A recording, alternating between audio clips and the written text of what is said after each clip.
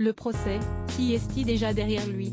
Arrivé à Londres dans la nuit de dimanche à lundi, le prince Harry a déjà quitté la capitale britannique pour retourner à Montecito ce vendredi retrouver sa femme Meghan Markle et leurs 2 enfants. Un voyage express qui lui est désormais familier, après quelques jours très intenses, pendant lesquels il s'est livré sur sa vie.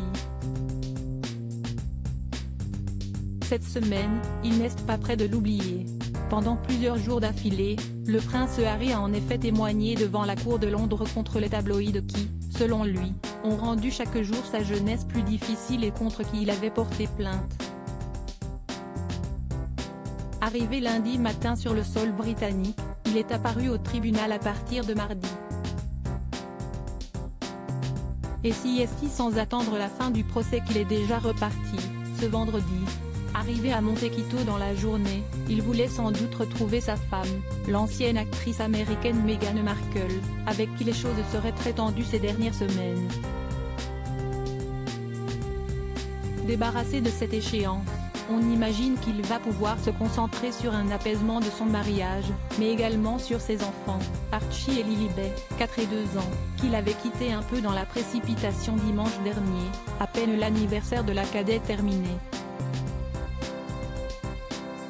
Un retour à la vie normale pour le prince Harry, donc, qui va sans doute lui faire du bien après ce procès éprouvant, pendant lequel il a accusé les groupes de presse britanniques d'avoir piraté ses téléphones pour obtenir des informations et a expliqué que c'était à cause d'eux que Chelsea Davy, sa petite amie de l'époque, avait fini par rompre. Je réalise aujourd'hui que ma paranoïa immense et mon impression d'être sans cesse sous surveillance n'étaient pas déplacées du tout. Finalement, ces facteurs l'ont, Chelsea Davy, NLR, mené à prendre sa décision qu'une vie royale n'était pas faite pour elle, ce qui m'a fait beaucoup de mal à l'époque. A-t-il vu la famille royale? Désormais, on imagine qu'il attendra avec impatience l'issue du procès, lui qui s'était également associé à une plainte contre le Daily Mail il y a quelques mois. En revanche, rien n'a filtré sur son emploi du temps pendant cette courte semaine londonienne.